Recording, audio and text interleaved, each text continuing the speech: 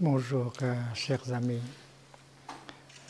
Nous sommes aujourd'hui le mercredi 2 mai de l'an 2012. Nous sommes au hameau du Haut, dans la sainte méditation dite Haut tranquille, pendant notre retraite francophone.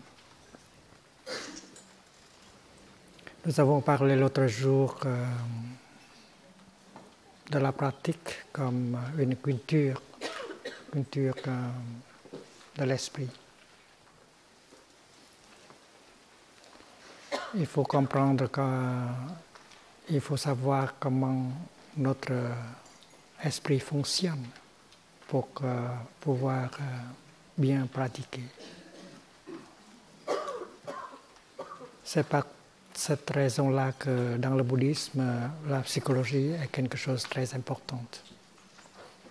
Il y a des volumes écrits sur la psychologie bouddhique.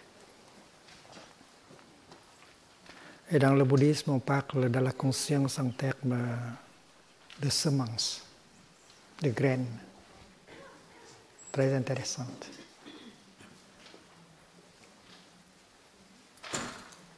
Il y a cette partie de la conscience qui préserve toutes les semences. C'est comme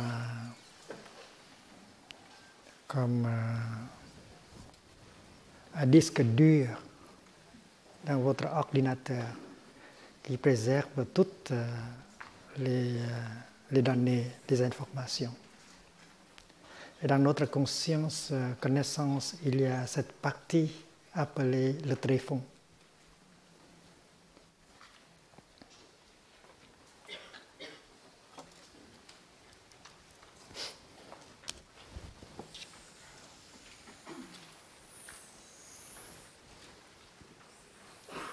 Le tréfonds.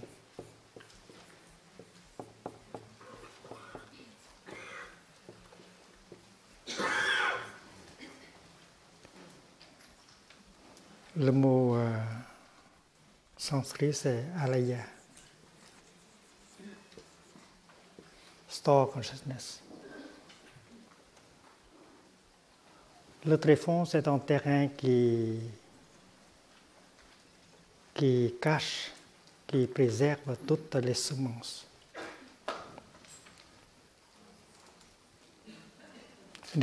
Nous savons très bien que nous avons tous une semence appelée la semence de la pleine conscience.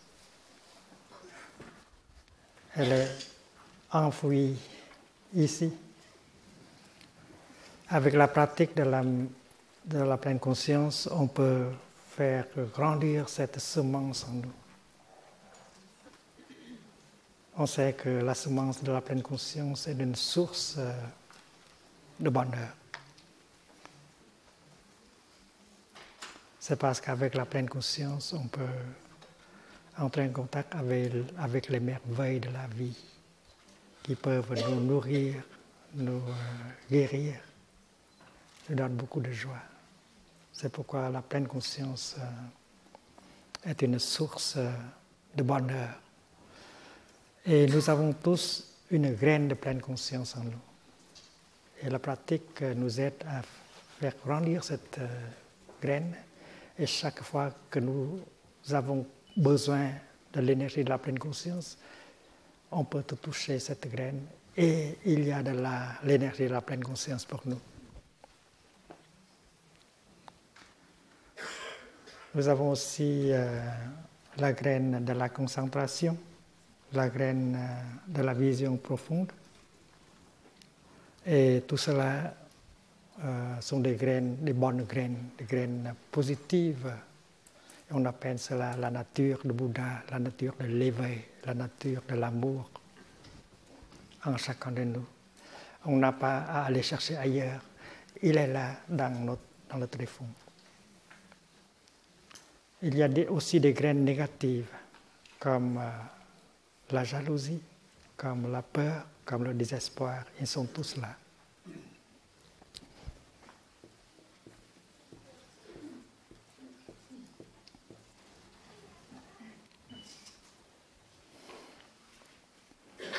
Et le tréfonds est cette partie de la connaissance, de la conscience-connaissance appelée tréfonds, est quelquefois appelée la totalité des semences. Sarva Bijaka. Sarva, ça veut dire que la totalité. Bija, les semences.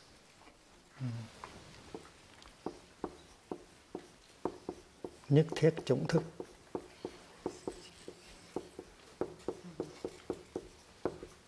C'est un nom, c'est un autre nom du tréfonds. Et le tréfonds, c'est en quelque sorte le sous-sol de notre maison. On garde beaucoup de choses dans le sous-sol. Et ici, on a le rez-de-chaussée. La salle de séjour est ici.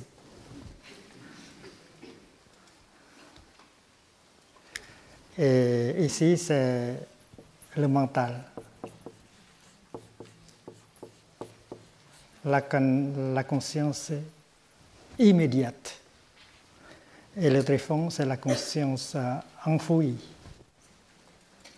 Il y a des choses qui sont là, mais nous ne sommes pas conscients de leur présence. Même des choses très, très, très précieuses. Il y a un Bouddha. Il y a le royaume de Dieu dedans. On ignore. Donc c'est le rez-de-chaussée, c'est la salle de séjour, et ici c'est le sous-sol. Et quand une graine négative comme la colère est touchée,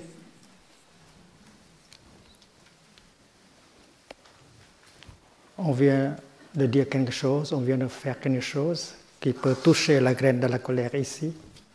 Et si cette graine est assez importante, elle se manifeste tout de suite au niveau du mental.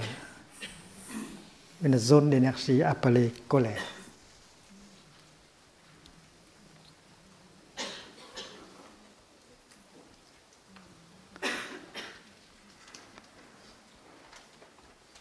Ici, on l'appelle bija, c'est-à-dire une graine, une semence.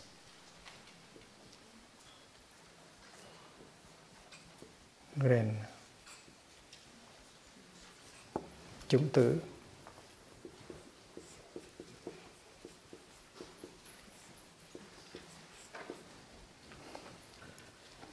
Et quand la graine se manifeste ici, on appelle une formation mentale.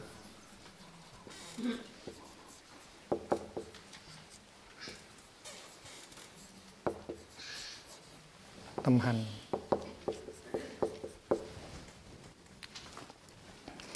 Donc, quand la graine de la colère se manifeste ici au mental, le paysage du mental n'est plus beau.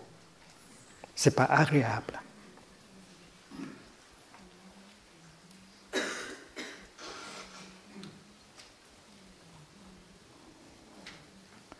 Et si on ne sait comment faire, alors on continue à souffrir. Donc il faut savoir comment faire quand une chose comme colère se manifeste, une chose comme le désespoir se manifeste.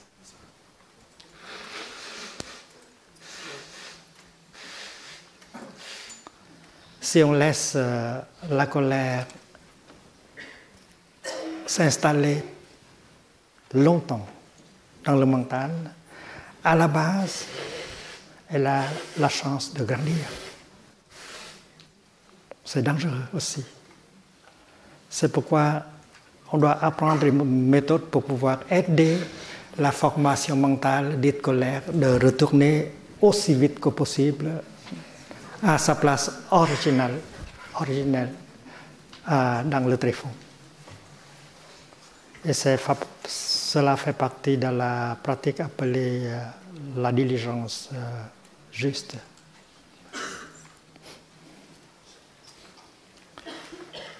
Dans la pratique, nous savons que quand une affliction se manifeste dans le mental, il faut agir tout de suite. Il ne faut pas laisser submerger par cette énergie négative comme la colère, le désespoir, le doute, par exemple. Alors la méthode recommandée par le Bouddha, c'est inviter une autre graine de venir pour prendre soin. Et la pleine conscience est la graine que nous voulons choisir. Alors, si on commence à respirer et si on porte son attention sur la respiration, alors on commence à inviter la graine de la pleine conscience à se manifester.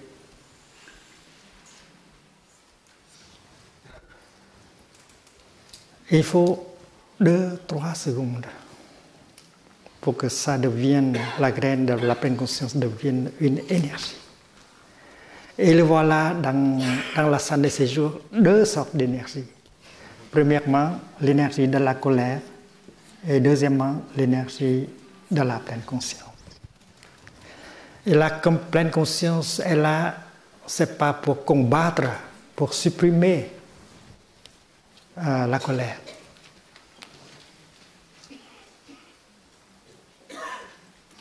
La méditation, ce n'est pas la transformation de notre personne en champ de bataille, le bien combattant le mal.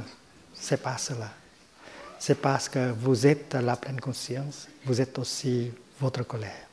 Alors, pas de violence. Donc, le rôle de la pleine conscience, tout d'abord, c'est reconnaître la reconnaissance pure et simple de la colère. Ma chère petite colère, je sais que tu es là. Je vais prendre soin de toi. C'est comme un grand frère prenant soin du petit frère. C'est comme une maman prenant soin de son bébé qui pleure, avec beaucoup de tendresse. La non-violence. La méditation est caractérisée par la non-violence et la non-dualité. La non-dualité, c'est parce que vous reconnaissez le fait que vous êtes la pleine conscience, mais vous êtes aussi la colère. Il ne faut pas faire violence à soi-même. Alors, il ne faut pas supprimer, il ne faut pas combattre la non-violence. Donc, le premier rôle de la pleine conscience, c'est de reconnaître la présence de la colère. Chère colère, ma chère petite colère, je sais que tu es là, je vais prendre soin de toi. Une reconnaissance pure et simple de l'existence de la colère. C'est parce que la pleine conscience est l'énergie qui peut nous aider à nous rendre compte de ce qui se passe. Ce qui se passe, c'est qu'une énergie de colère vient de se manifester. Deuxièmement, la pleine conscience peut embrasser avec beaucoup de tendresse, cette colère-là. Comme le soleil qui embrasse une fleur de lotus. Pas de violence, seulement une embrasse. Quand la maman entend le bébé crier, elle sait que la chose la plus importante pour elle de faire dans le moment présent, c'est de cesser de travailler, mais entrer dans la salle du bébé. Et la première chose que la maman fait, c'est de prendre le bébé dans ses deux bras, comme cela. C'est exactement ce que le pratiquant doit faire quand une souffrance se manifeste. La colère, ou bien le désespoir, ou bien la confusion, ou bien la peur. Il faut tout de suite faire la marche méditative ou la respiration consciente pour pouvoir générer la deuxième énergie. Cette deuxième énergie, vous servez afin de pouvoir reconnaître et embrasser avec douceur. Et après quelques minutes, vous aurez un soulagement. Un soulagement. Il faut s'entraîner comme ça.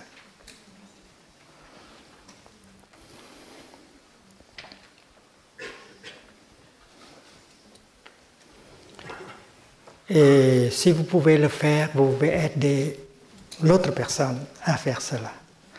Vous constatez que l'autre personne est submergée, envahie par une peur ou une colère. Et vous pouvez apporter votre pleine conscience pour pouvoir soutenir cette personne à faire la même chose. Reconnaître cette colère, cette souffrance et l'embrasser. Et vous êtes là pour lui, vous êtes là pour elle, vous aidez cette personne à faire cela. Donc, dans une sangha, on s'entraide dans la pratique.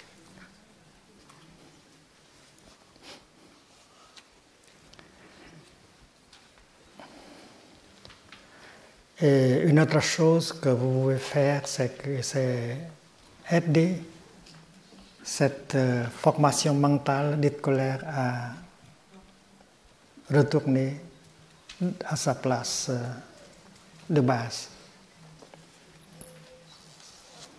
Et la manière la plus facile, c'est d'inviter une graine de nature opposée.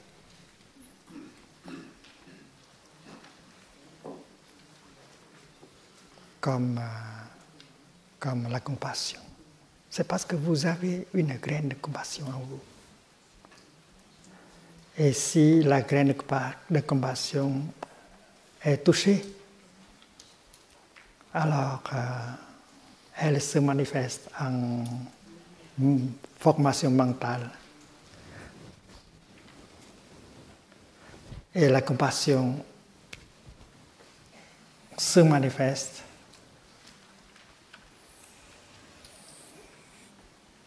la compassion peut aider à neutraliser un peu la colère. Et la compassion, si elle se manifeste ici, elle peut déjà vous aider tout de suite à souffrir moins. Avec la compassion dans le cœur, on souffre moins tout de suite. Et vous savez très bien que vous avez une graine de compassion. Il n'y a pas de doute. Et si vous faites la méditation sur la compassion chaque jour, alors cette graine va grandir. Avec une grande graine de compassion, vous pouvez vous servir de l'énergie de la compassion tous les jours pour ne pas souffrir, pour pouvoir agir et parler de telle sorte qui puisse enlever la souffrance et installer le bonheur. Donc c'est comme un mini-disque, un disque compact disque. Si vous jouez de la musique et si ce morceau de musique ne vous plaît pas, pourquoi Pourquoi continuer? Il faut changer de disque. Alors, il faut pousser, il faut inviter le disque de la compassion de venir pour remplacer. Et c'est ce que le Bouddha nous a recommandé.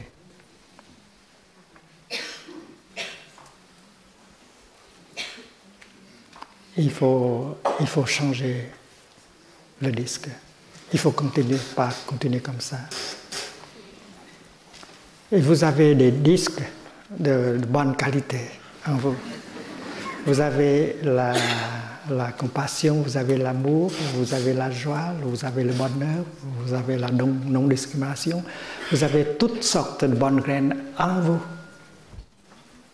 Et si vous pratiquez chaque jour, ces graines-là sont devenues plus importantes. Et chaque fois que vous avez besoin d'elles, alors vous pouvez les inviter très, très facilement.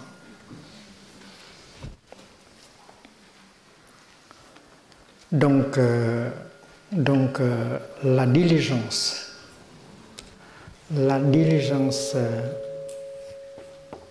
juste, c'est cela. C'est ne pas rester victime d'une formation mentale négative. Il faut faire quelque chose. Un bon pratiquant sait exactement comment faire pour pouvoir changer le disque. Donc il y a 3 à 4 aspects de la pratique.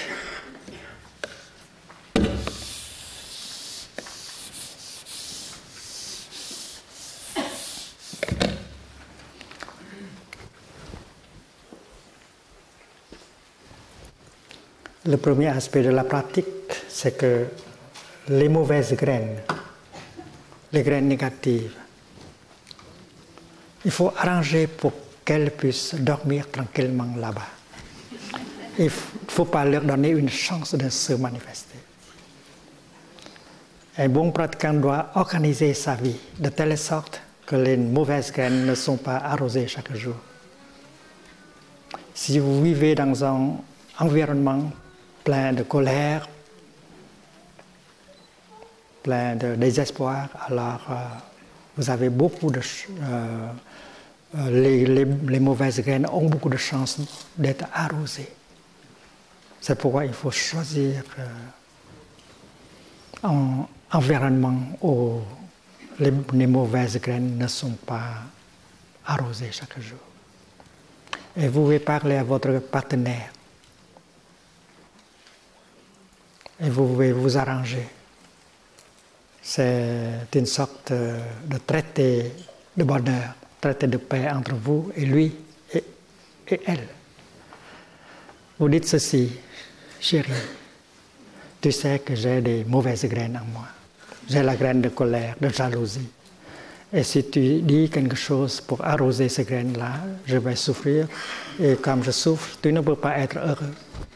Donc, je te prie de ne pas arroser mes mauvaises graines.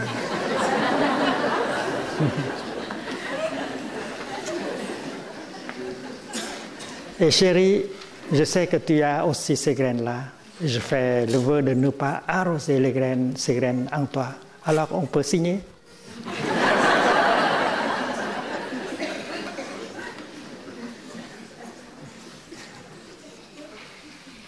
Donc c'est le premier aspect de la pratique. Ne pas arroser les mauvaises graines. On peut faire cela et on peut aider l'autre personne à faire cela. Il faut un traité de paix, un traité de bonheur. Il ne faut pas donner à ces graines une chance de se manifester. C'est parce que quand elles se manifestent, nous souffrons et à la base, elle grandit. Elle a une chance de grandir.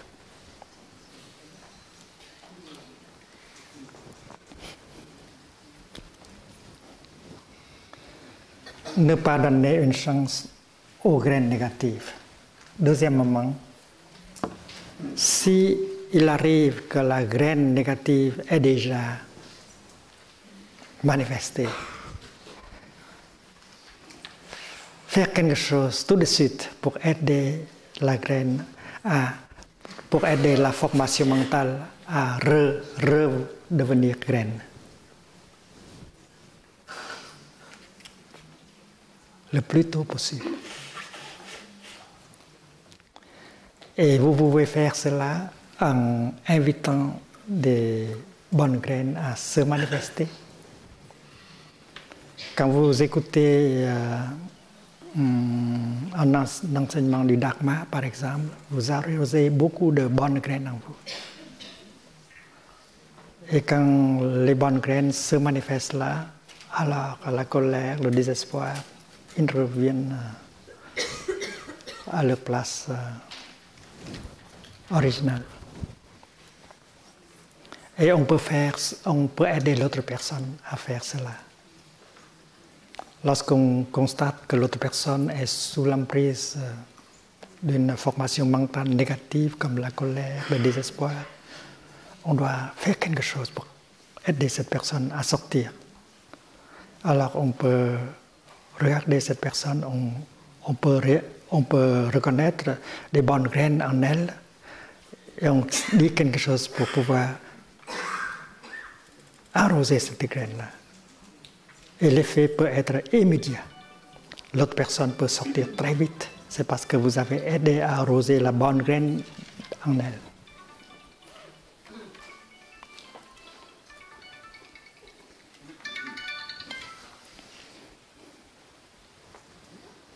Donc, premier aspect de la pratique, ne pas donner une chance aux graines négatives. Deuxièmement, quand la graine négative s'est manifestée, chercher à l'aider à redevenir graine. Troisième aspect de la pratique, aider la bonne graine à se manifester. Vous avez les bonnes graines, pourquoi ne pas les inviter à se manifester? Quand vous lisez un livre sur le Dharma, quand vous discutez sur la compassion pour la pratique, alors on arrose la graine en soi-même, on arrose la bonne graine dans l'autre personne. Et dans cette retraite, on ne fait que cela. On arrose les bonnes graines en soi-même, on arrose la bonne graine dans les autres personnes. Donc, nous sommes au courant du fait que nous avons des bonnes graines, y compris la graine du royaume de Dieu. Le royaume de Dieu est disponible dans l'instant présent. Alors, si on a de la pleine conscience, alors on sait qu'on a une chance, On peut se promener dans le royaume. Et chaque minute peut nous guérir, nous nourrir.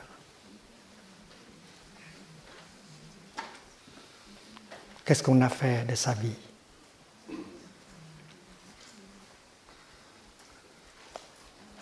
Beaucoup de nous ont cette capacité de décrocher un diplôme, d'avoir un emploi, de faire beaucoup d'argent, mais l'essentiel, c'est d'avoir cette capacité de vivre vraiment notre vie. Et avec la pratique de la pleine conscience, on peut se débarrasser de l'anxiété, de la peur.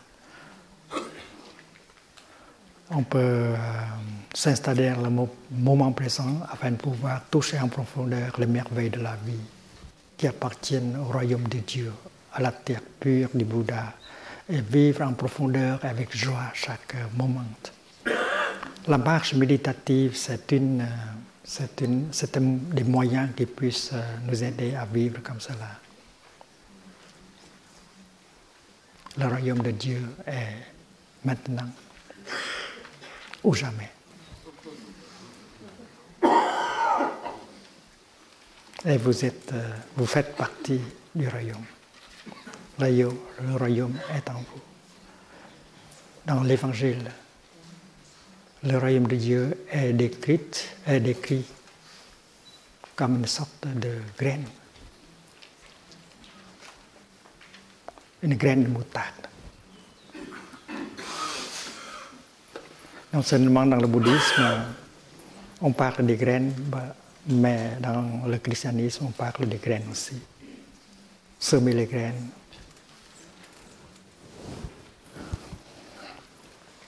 Alors, quand les graines, les bonnes graines en vous, il faut donner une chance, beaucoup de chance pour elles, afin qu'elles puissent se manifester. Une fois manifestées ici, ils rendent le paysage mental agréable, magnifique pour votre bonheur et pour le bonheur de votre bien-aimé. Et c'est la pratique. Et c'est facile. C'est faisable. Le pratiquant est un artiste et sait comment faire pour gérer la manifestation des graines. Donnez beaucoup de chance aux bonnes graines. Quatrièmement, quand la bonne graine se manifeste, cherchez à la retenir le plus longtemps possible. Si l'amour, la joie se manifeste, alors vous pouvez faire tout pour pouvoir garder cette bonne formation mentale ici pour votre bonheur et le bonheur de votre bien-aimé. Et pendant ce temps-là, la bonne graine, la graine ici-bas a une chance de grandir. Et c'est ce qu'on appelle dans le bouddhisme la transformation à la base. La transformation à la base ne se fait pas ici, au niveau du mental. Elle se fait au niveau du tréfonds. Et si vous pratiquez les 4 aspects de la diligence, vous pouvez réduire l'importance des mauvaises graines et vous pouvez faire grandir les bonnes graines en vous. Et ça s'appelle la transformation à la base. Et le tréfonds, quand vous dormez, elle travaille toujours. Le tréfonds a la fonction de préserver toutes les graines, de recevoir toutes les informations, les expériences. Elle peut traiter les informations, elle peut apprendre, elle peut transformer, elle peut nourrir. On médite non seulement avec le mental, mais on médite avec le tréfonds.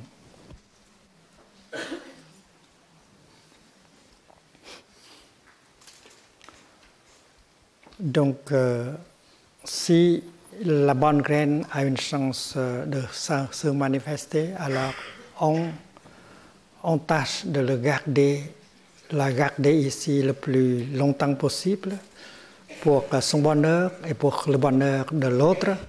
Et à la base, elle a une chance de grandir, la graine de la compassion, la graine de la non-discrimination, la graine de la joie, la graine du bonheur.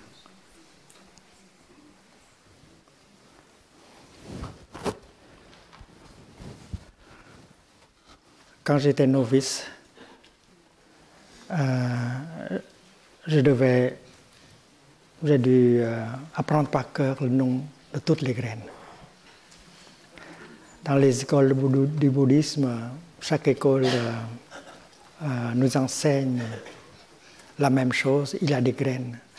Et il y a une cinquantaine de variétés de graines en nous. Et on doit appeler graine par son nom.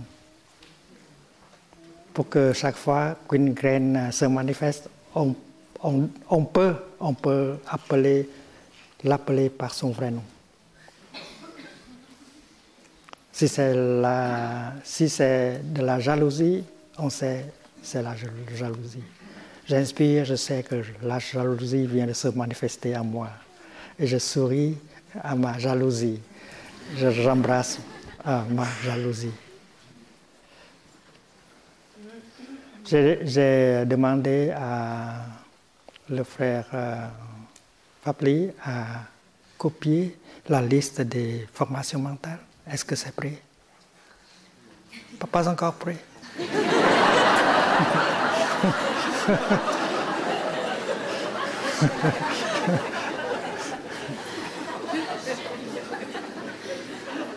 Est-ce que c'est possible d'avoir cela demain ou après-demain? C'est bien.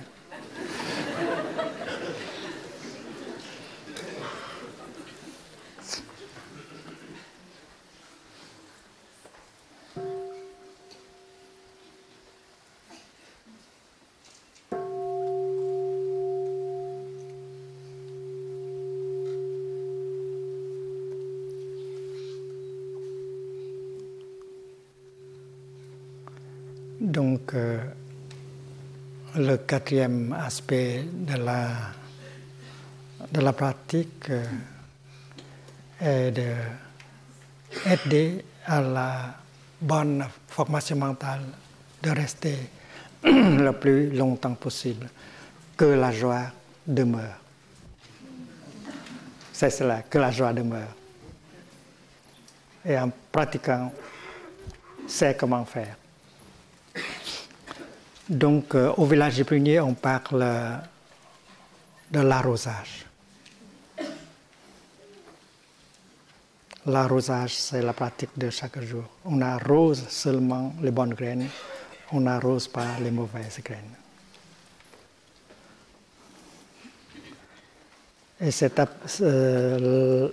la pratique est appelée l'arrosage sélectif.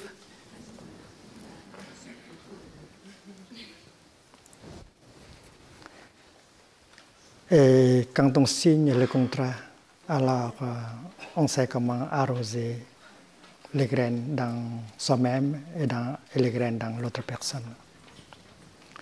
Je me souviens, il y a une vingtaine d'années, un couple qui est venu de Bordeaux. Et ce jour-là, nous célébrions,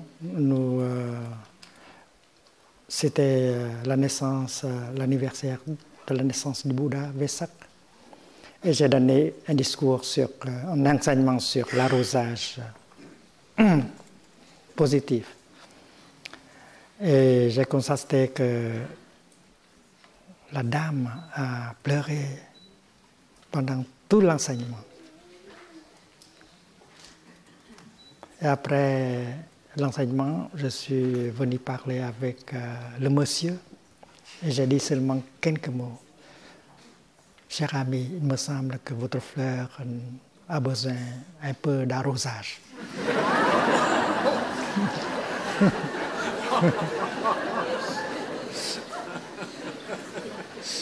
Seulement quelques mots comme ça. Il comprenait très vite. Donc après le déjeuner, ils ont quitté et le parcours durait quelque chose comme 1 heure d'ici à Bordeaux et en conduisant la voiture, ils pratiquaient l'arrosage.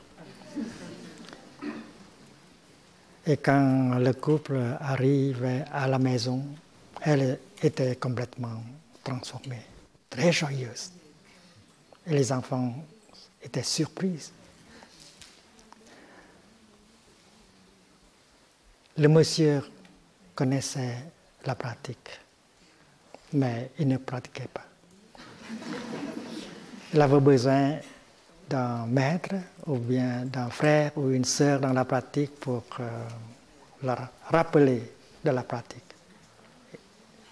Il le faisait très bien. Il suffit de quelques minutes pour pouvoir transformer une personne. Si vous reconnaissez les bonnes graines dans l'autre personne, vous pouvez arroser tout de suite et vous avez besoin seulement de quelques minutes. Et vous pouvez la transformer tout de suite.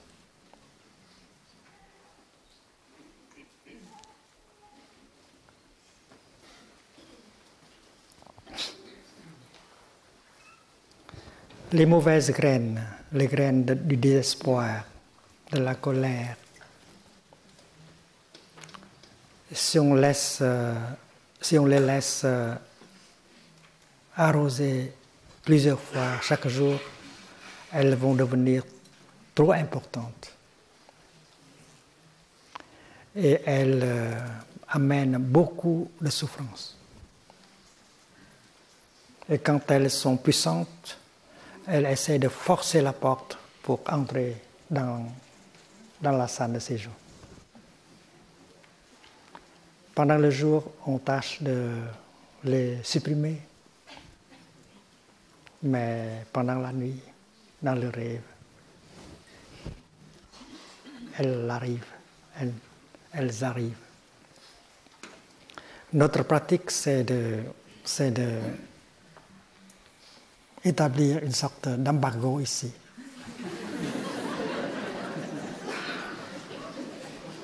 Pour que les mauvaises graines ne puissent pas entrer dans le mental. C'est un mécanisme de défense. Vous savez que si ces choses-là montent, vous allez souffrir. C'est pourquoi vous voulez les supprimer, les défouler. Et comment? Avec la consommation. Vous n'avez pas besoin de manger, mais vous cherchez quelque chose à manger pour pouvoir oublier. Il y a un vide, un vacuum en vous. Et vous ne savez pas comment gérer ce vide, cette solitude en vous. Donc manger, c'est une manière de refouler la souffrance. Ou bien vous allumez la télé. Et même le programme n'est pas intéressant du tout, mais vous n'avez pas le courage d'éteindre la télé. C'est parce que vous avez peur. Si vous éteignez la télé, elle va venir. Vous cherchez à parler au téléphone, vous cherchez à aller faire le shopping. Vous faites tout pour pouvoir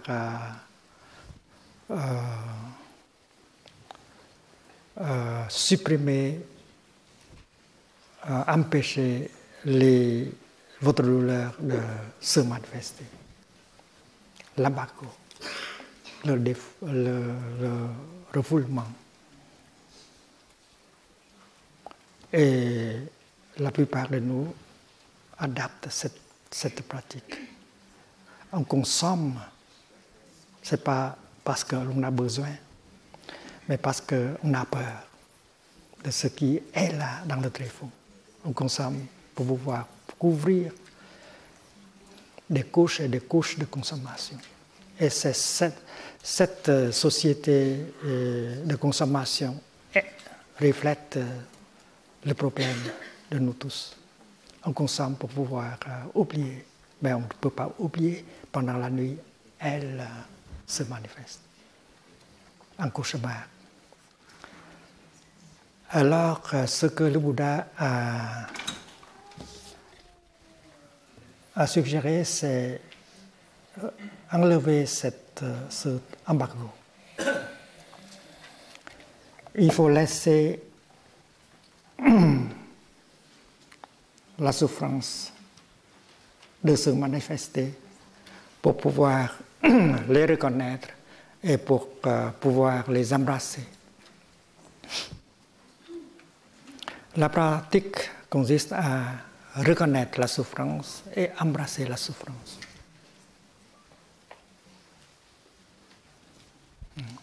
Ici, deuxième aspect de la pratique.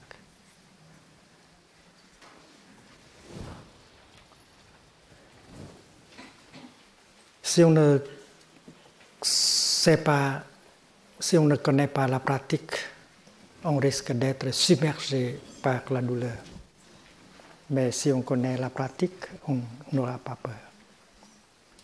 Avec la pratique de la respiration consciente, la marche dans la pleine conscience, on peut toujours générer l'énergie de la pleine conscience. Et chaque fois qu'une souffrance se manifeste, on a l'énergie de la pleine conscience pour pouvoir reconnaître et embrasser.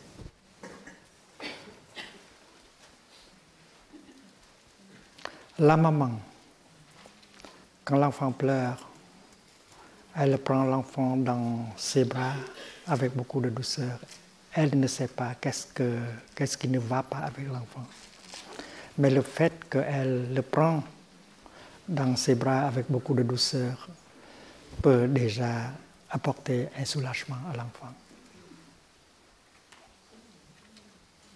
C'est parce que l'énergie de la douceur commence déjà à pénétrer dans l'enfant. C'est comme la lumière du soleil embrassant une fleur de lotus. Non seulement la lumière voyage autour de la fleur, mais en tant que photon, elle essaie de pénétrer dans la fleur de lotus. C'est pourquoi une heure après, le lotus doit s'ouvrir. Ici, c'est la même chose. La pleine conscience, c'est la lumière du soleil. Et la souffrance est une fleur.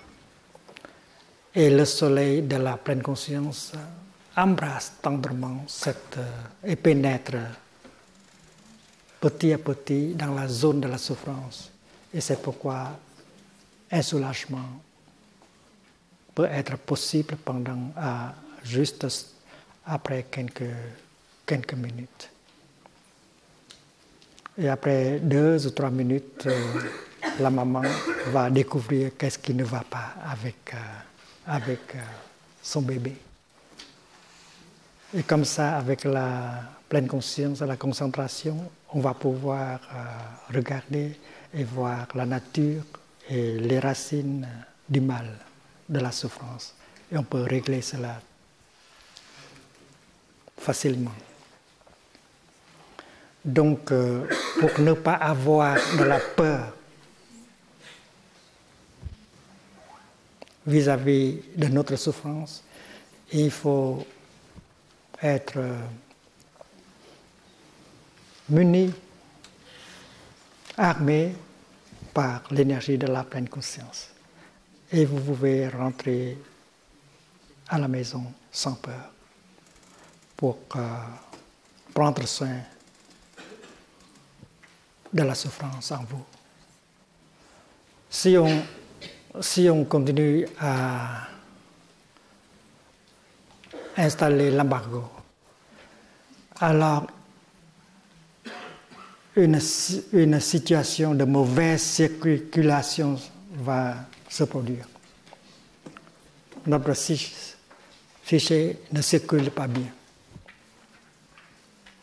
C'est parce que vous empêchez les choses à circuler. Le refoulement, la suppression peut créer cette situation de mauvaise circulation. Et la mauvaise circulation de la conscience va aboutir à des troubles mentaux,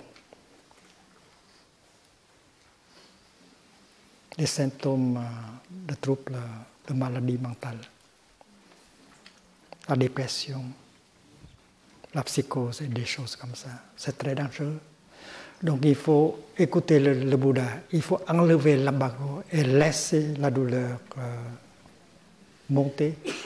Et si vous savez comment reconnaître, embrasser la douleur, alors vous pouvez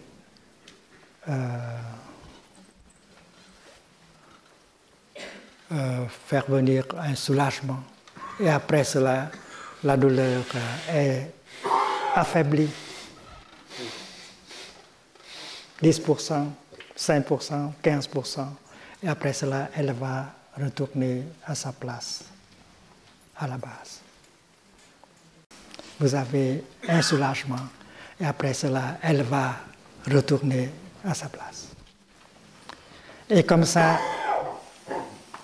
la prochaine fois, quand elle se manifeste, vous donnez un second bain de pleine conscience. Et elle perd un peu de son pouvoir, elle va revenir. Et si vous continuez, vous n'avez plus peur de la souffrance. Et vous laissez, vous restaurez un état de bonne circulation dans votre psyché. Et les symptômes de maladie mentale vont disparaître. Une bonne circulation de la conscience, c'est très bien, très, très important. Donc, il ne faut pas avoir peur. Et il faut pratiquer pour avoir cette énergie de pleine conscience, de concentration, avec lesquelles on peut très bien gérer une souffrance et restaurer la bonne circulation dans notre conscience, connaissance.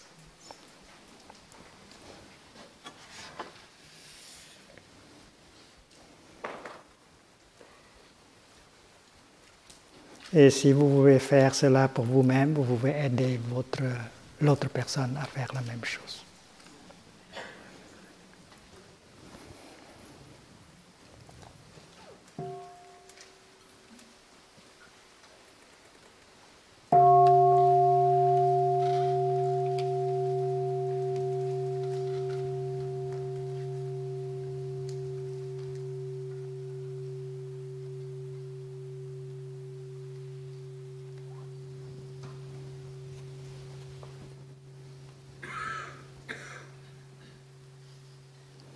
Si on est débutant dans la pratique, on peut ressentir que sa pleine conscience, sa concentration ne sont pas assez fortes pour pouvoir reconnaître, embrasser la douleur.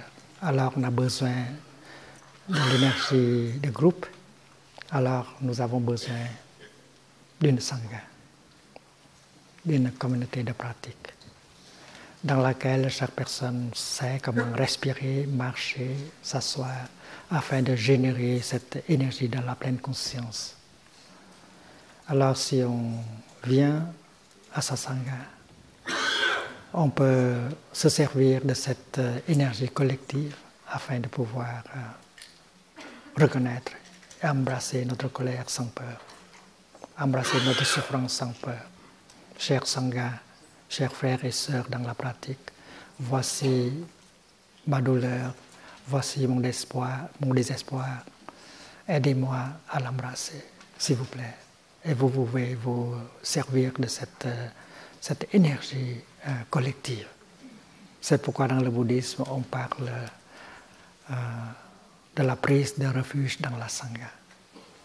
Prendre refuge dans la sangha, ce n'est pas une question de foi, mais de pratique.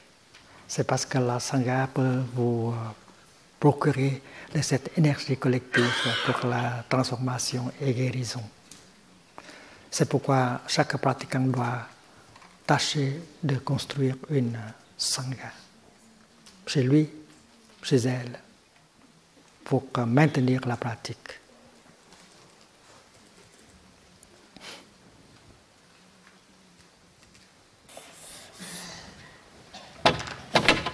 Le mental fonctionne toujours, mais il y a des moments où elle cesse de fonctionner. Le mental peut fonctionner seul.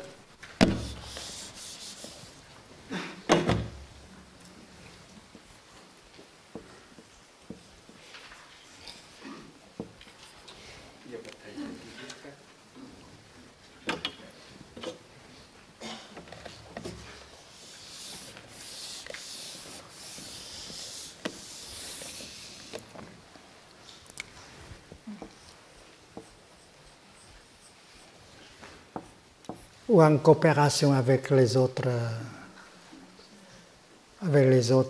consciences connaissances.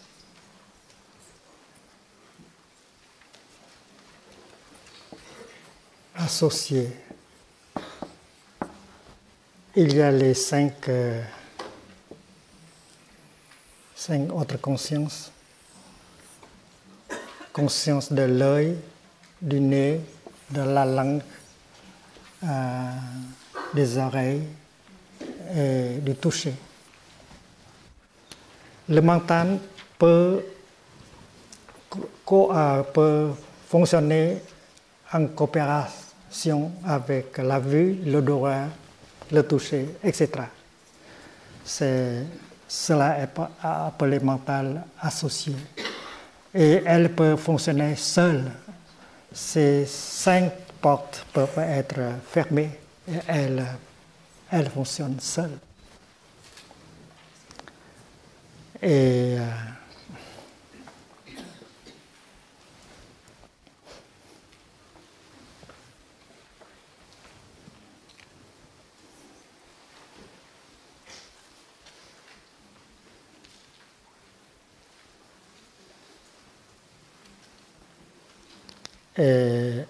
le mental peut être absorbé dans une concentration, en concentration.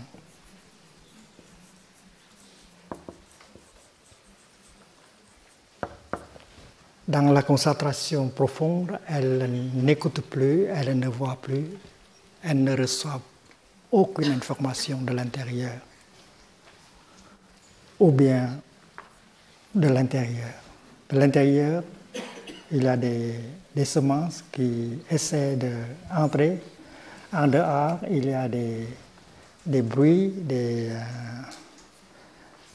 vues qui veulent entrer, mais elle peut être en concentration.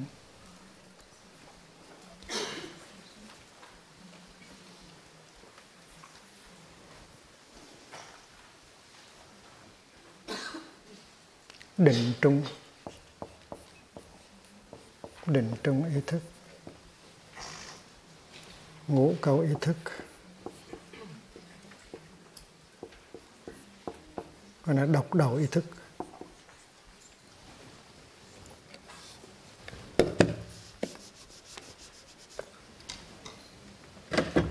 En dispersion. Il n'y a pas de concentration. Tán vì ý thức. Độc đầu. Le mental peut être dans l'état de psychose. Loạn trong ý thức. En psychose.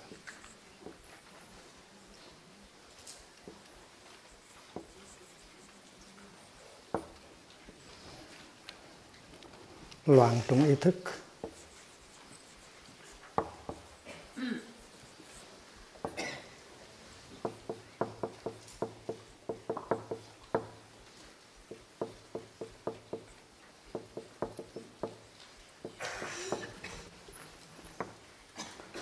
Il y a des moments où le mental cesse complètement d'opérer.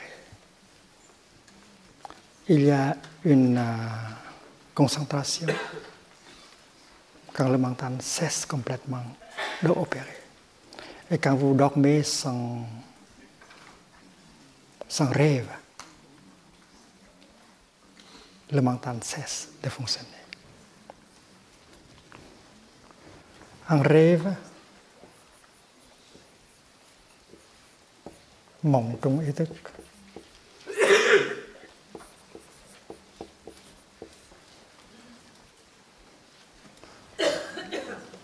Et quand vous dormez, il n'y a pas de rêve, le mental cesse complètement.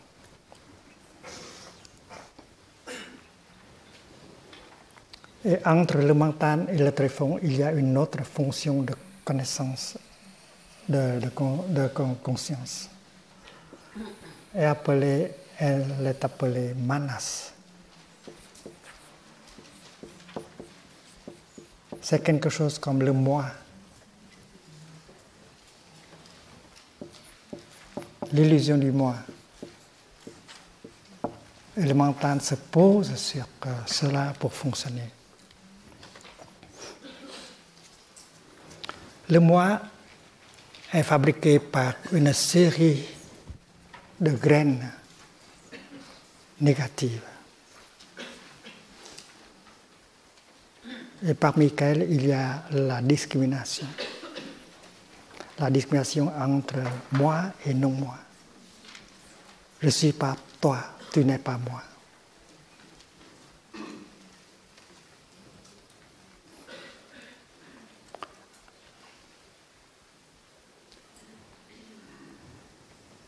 Et le moi, c'est une sorte d'attachement, d'illusion sur la nature de l'inter-être.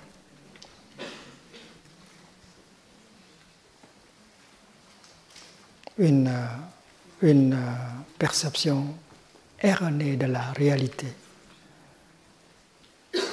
On a la tendance de croire que je suis une personne distincte, je peux exister en dépendance de tout. Je n'ai pas besoin d'autres personnes, d'autres choses. Comme la fleur, quand elle dit « moi, je peux exister par moi-même, je n'ai pas besoin de rien, je n'ai pas besoin du soleil, des nuages, des choses comme ça. » L'ignorance de l'inter-être.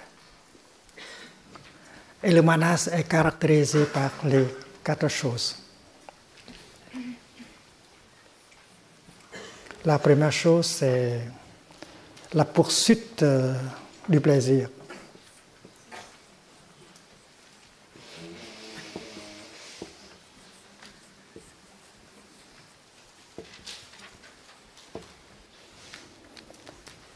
Le manas toujours songe au plaisir. Elle veut poursuivre le plaisir, chercher le plaisir. C'est une tendance naturelle. Chercher le plaisir.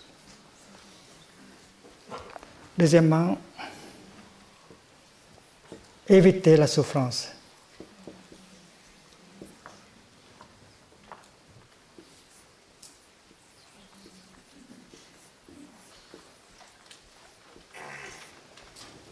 Elle cherche toujours à éviter de la souffrance. Ce n'est pas agréable. Je ne veux pas toucher ces choses-là. Et c'est elle qui a essayé de vous aider à établir l'embargo.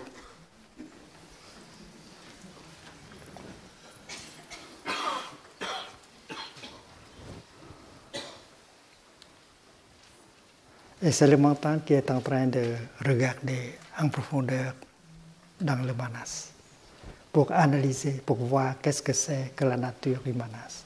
Cette nature est caractérisée par une tendance à poursuivre le plaisir, à éviter de la souffrance. Elle est ignorante en ce qui concerne les dangers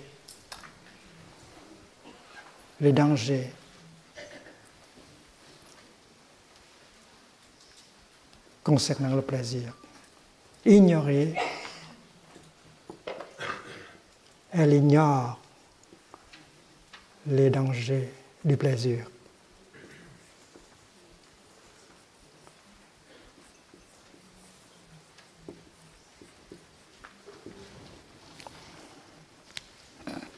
Elle veut consommer, elle veut avoir cela, mais elle ne sait pas qu'il y a un grand danger dans le plaisir. Supposons un pêcheur lance la ligne. Et l'appât est très séduisante, mais le poisson ne sait pas qu'il y a un hameçon là-dedans. Si le poisson reconnaît qu'il y a un hameçon dans l'appât, alors il ne va pas...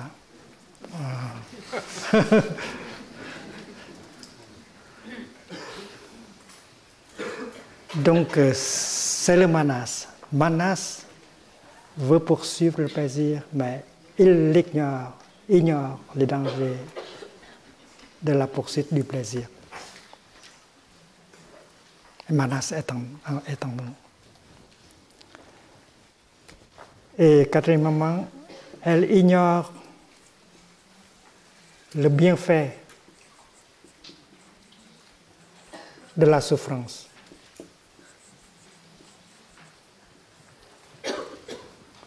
Nous avons déjà médité sur le rôle de la souffrance.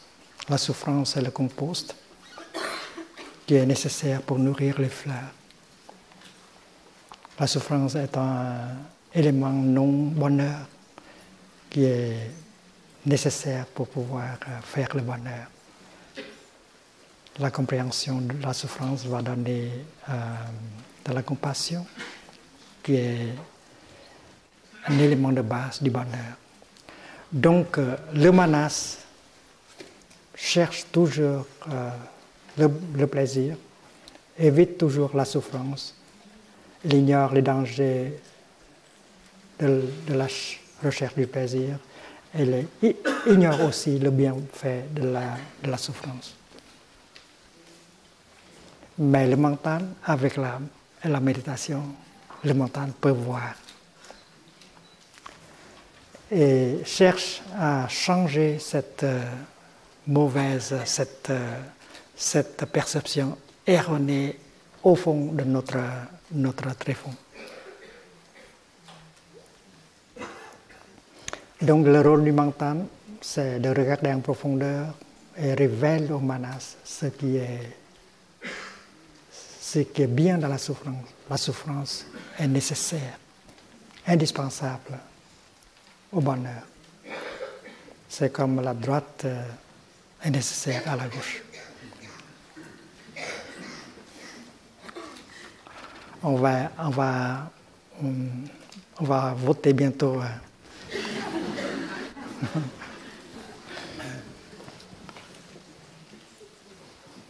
Cinquièmement, le manas ignore la loi de la modération.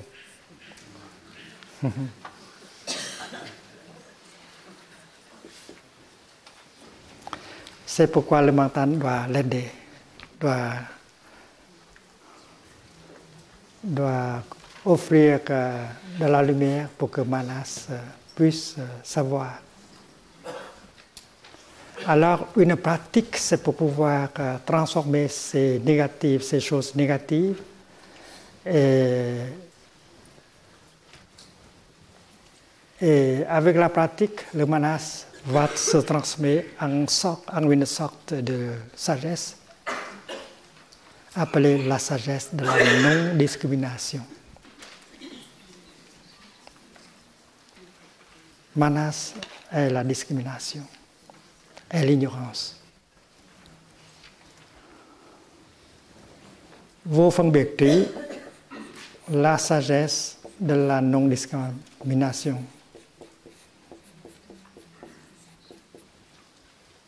Nirvikalpa Jnana.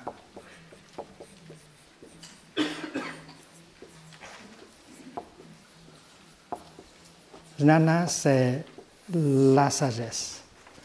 Vikalpa, c'est la discrimination. Nir, c'est l'absence. La sagesse de la non-discrimination.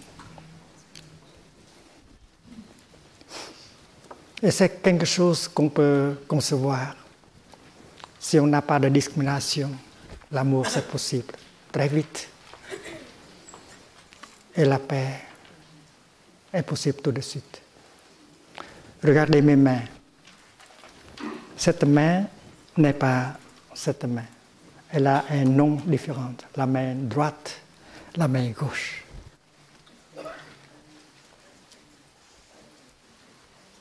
Mais dans la sagesse, on sait que les deux mains sont l'une dans l'autre. Cette main droite a beaucoup fait. Elle a écrit beaucoup de poèmes pour Thầy. Des centaines et des centaines. Et toujours avec une plume.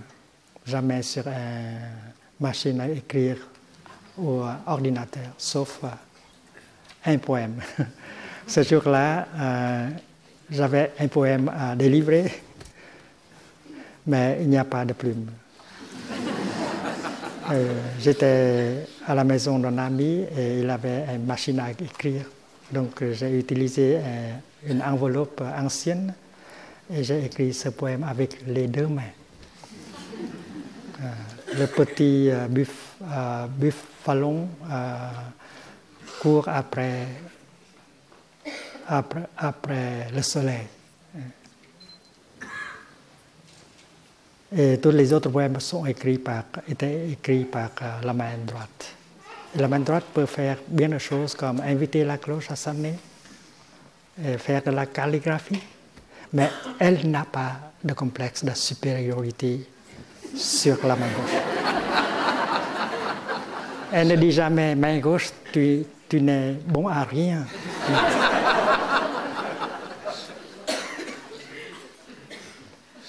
Et la main gauche n'a pas de complexe d'infériorité. Elle ne souffre jamais.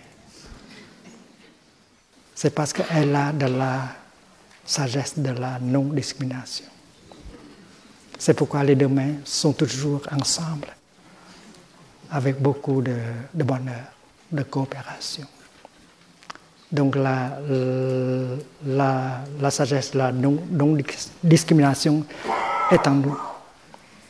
Un jour j'ai essayé d'accrocher un tableau sur le mur et la main gauche tenait un clou, la main droite un marteau. Et ce matin-là, je n'avais pas beaucoup de chance. Au lieu de frapper sur la clou, j'ai frappé sur la main gauche. Et tout de suite, la main droite pose le marteau et prend soin de la main gauche.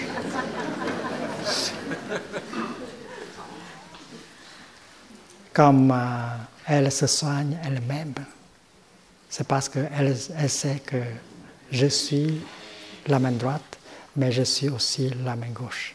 La main gauche, sa souffrance est ma souffrance. Son bonheur est mon bonheur. Alors, dans un esprit de couple, vous pouvez vous agir comme cela. La souffrance de l'autre, c'est votre souffrance. Et votre bonheur, c'est son bonheur. Il n'y a pas de discrimination. Dans l'enseignement du Bouddha, la non-discrimination, c'est un élément du bonheur, de l'amour véritable. Et il faut pratiquer pour que cet élément de l'amour véritable soit là dans votre relation. Tout d'abord,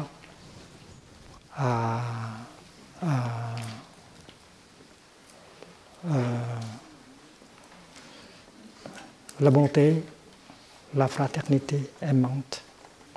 Deuxièmement, la compassion. Troisièmement, la joie. Et quatrièmement, la non-discrimination. Dans l'amour, il n'y a plus de discrimination. La souffrance n'est plus individuelle. Le bonheur aussi. Donc, c'est une chose qu'on doit cultiver, la sagesse de la non-discrimination, pour que la collaboration, le bonheur soit possible. La main gauche n'avait pas de colère contre la main droite. Elle n'a pas dit, main droite, tu m'as fait tort, je demande justice. Est-ce que tu peux me donner ce marteau?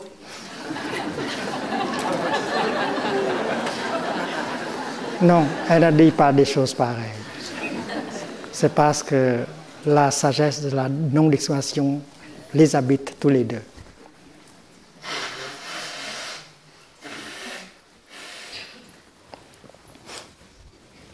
Donc, avec la pratique de la méditation, on va pouvoir transformer le manas, on va pouvoir installer la sagesse de la non-discrimination, la vision profonde de l'inter-être, et voilà le bonheur véritable.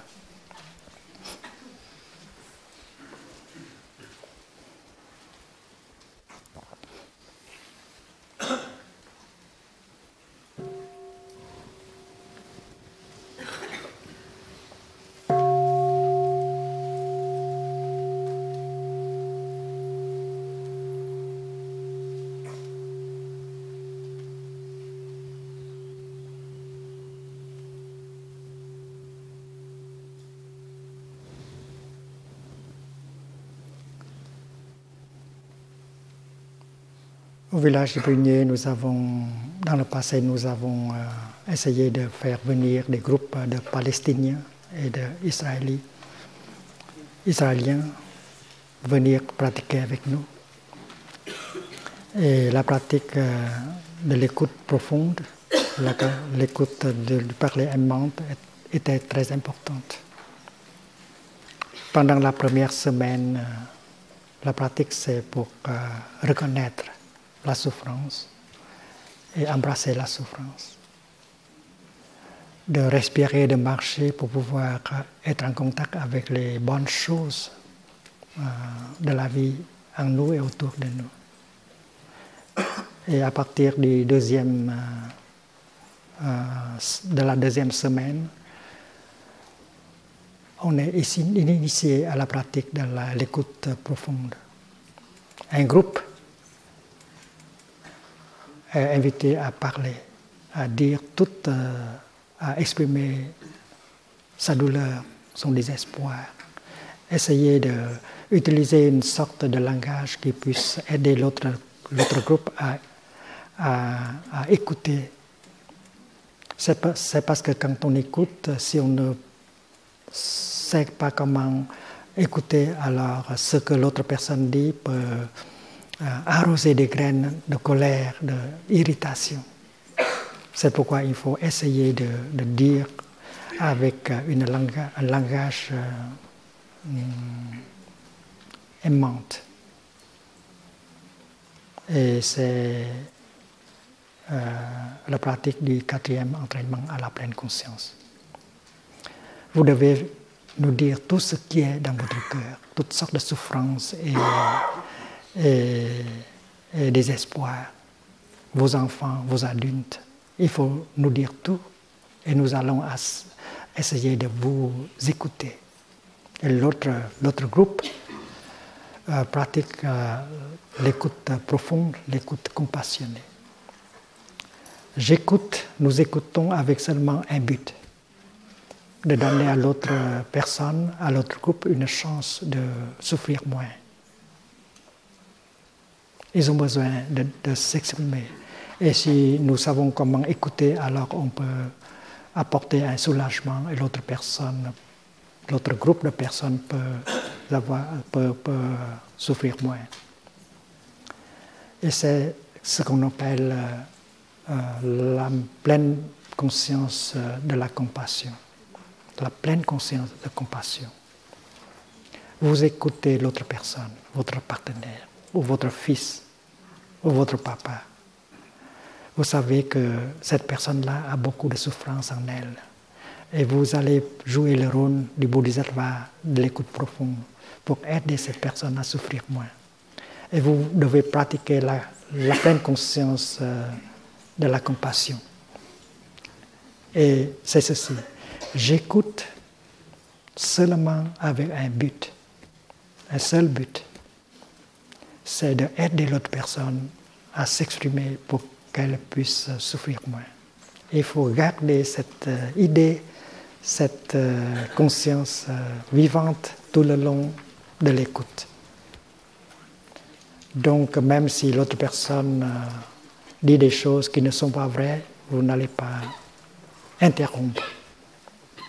Vous vous dites que dans quelques jours, je vais lui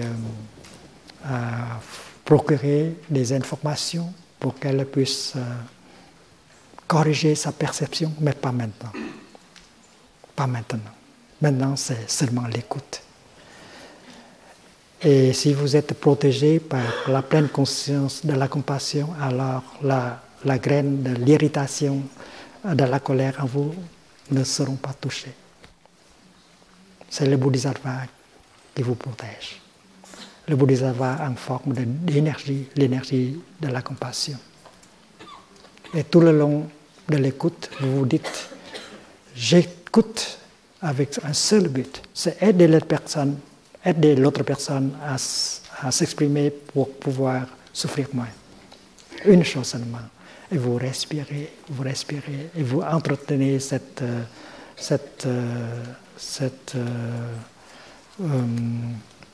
conscience vivante, alors vous pouvez écouter pour 1 heure ou plus. Et après une semaine de pratique comme ça, il y a une transformation que tout le monde peut voir. Quand vous écoutez comme ça, vous pouvez reconnaître la souffrance dans l'autre personne, dans l'autre groupe. Et vous réalisez que la souffrance, sa souffrance est en fait très semblable à votre propre souffrance. Elle a souffert la même chose que vous. Et pour la première fois, vous pouvez regarder cette personne avec l'œil de compassion. Et quand vous pouvez regarder cette personne avec l'œil de compassion, vous souffrez moins tout de suite. Et quand cette personne-là reçoit ce regard, elle souffre moins tout de suite aussi. Vous reconnaîtrez qu'il y a de la souffrance en lui, en elle. Et c'est pourquoi vous n'avez plus l'intention de punir, de faire souffrir. C'est parce que quand on souffre, on cherche à souffrir moins. Et on pense que faire souffrir l'autre, on peut souffrir moins. Mais c'est une escalation de la souffrance. On ne doit pas faire cela. Alors, dans chacune de nos retraites, la pratique de l'écoute profonde et le parler aimante amène toujours de la réconciliation. La pratique restaure la communication et instaure la réconciliation. Le miracle de la réconciliation arrive toujours dans nos retraites. Et même si l'autre personne n'est pas dans la retraite, on peut utiliser le portable pour pratiquer. Et il y a beaucoup de pratiquants qui ont témoigné de ce succès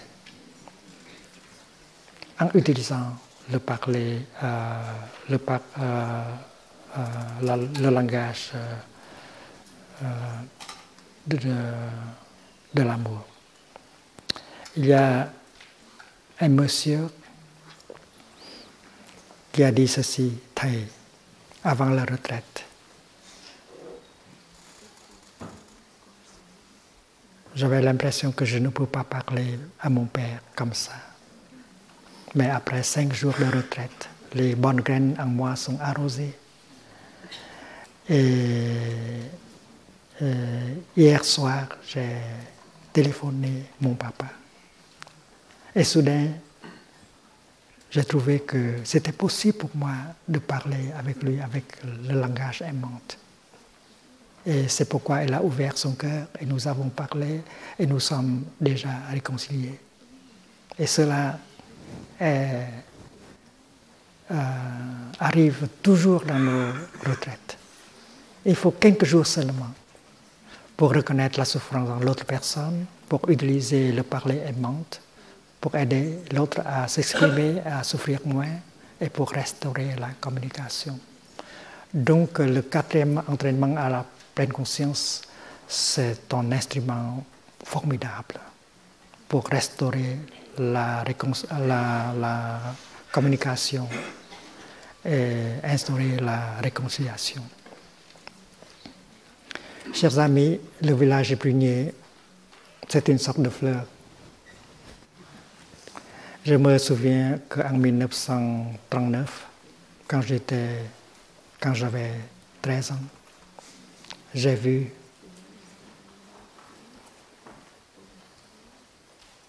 dans ma province des jeunes Vietnamiens de 20 ans qui sont forcés par la France à venir travailler dans les usines. Ils avaient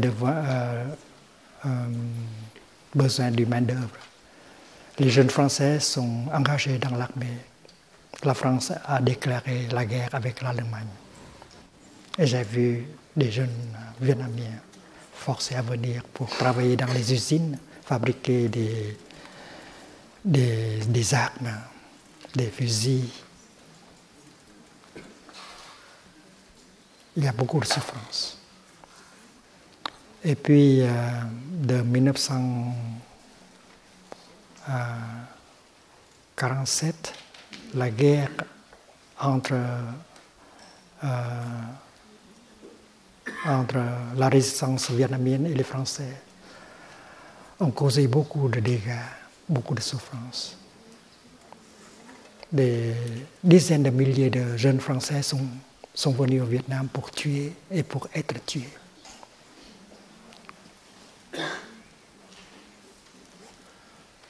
Une vingtaine, une trentaine de jeunes Français étaient tués au Vietnam. Et les Vietnamiens aussi.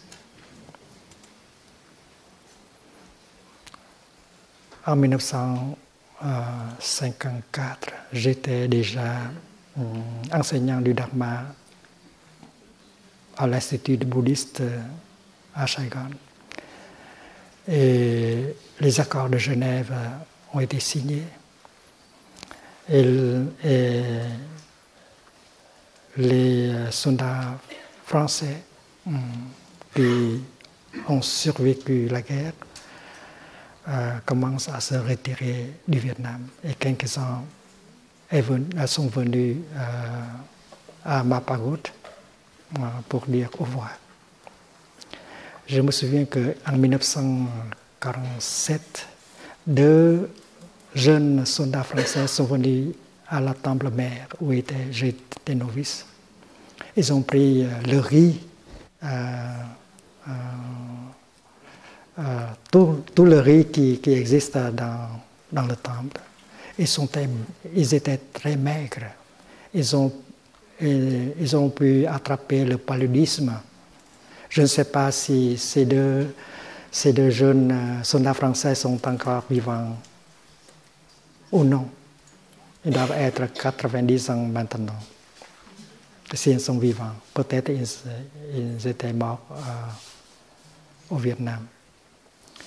Et à Tenak, quand nous sommes venus ici, l'atmosphère est très tendue. Tenak, la colline,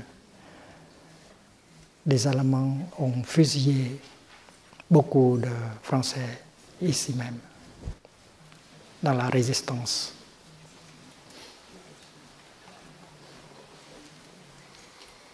Vous savez que la guerre du Vietnam est appelée par les intellectuels français à ce temps-là une sale guerre. Et la France n'avait pas assez de moyens pour pouvoir continuer avec la guerre. Ils avaient besoin des États-Unis pour financer la guerre. En 1951-52, 80% du coût de la guerre est payé par les Américains. Chaque jour de la guerre nécessite 3 millions de dollars. Et on a utilisé une part les armes, les fusils, des communistes chinois, des communistes de l'Union soviétique. Et l'autre côté, c'est combattre contre le communisme. Et il y avait trop de souffrance. Quand nous sommes venus ici à Tenak pour commencer à bâtir ce centre de pratique, c'était très difficile. L'atmosphère est très lourde. Nous avons entendu parler que des Allemands ont fusillé beaucoup de Français dans la résistance ici. Ils ont brûlé, ils ont mis des résistants français dans une église pas loin d'ici. Et on a brûlé tout. Nous avons organisé des sessions de prière ici.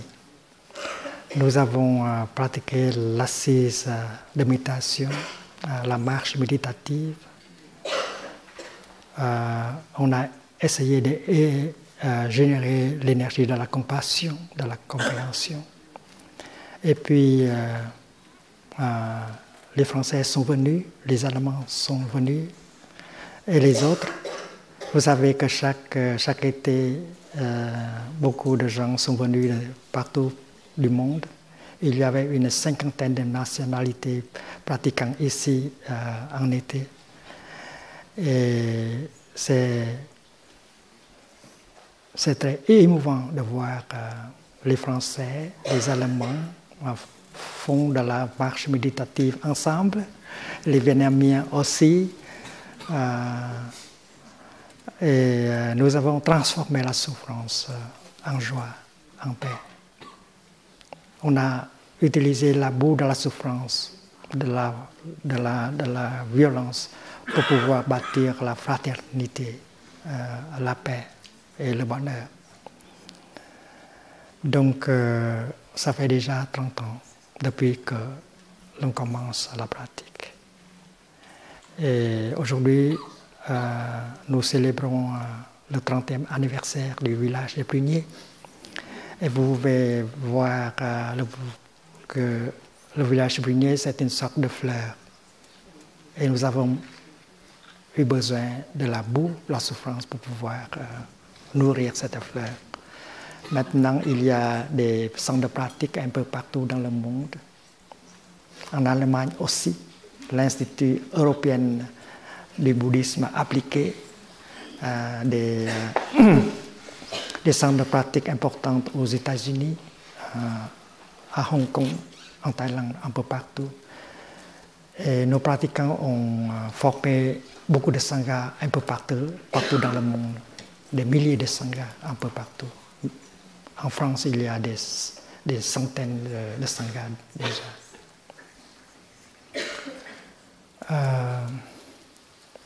Le village de Prunier est un peu partout maintenant. Aujourd'hui, nous allons faire une marche méditative ensemble vers le temple Shenha. Et on va célébrer cette paix que nous bâtissons ensemble. Cette fleur de lotus qui est faite avec beaucoup de boue, la souffrance des Vietnamiens, la souffrance des Français, la souffrance des Allemands, la souffrance des Américains, la souffrance des Tunisiens, des Marocains, etc. Et c'est la fraternité qu'on va célébrer. Égalité, liberté, fraternité. C'est la fraternité dont on a besoin. Et le village de Prunier, c'est pour cela, pour bâtir la fraternité. Alors, bonne marche. Et on va avoir un pique-nique là-bas, inaugurer la salle de calligraphie.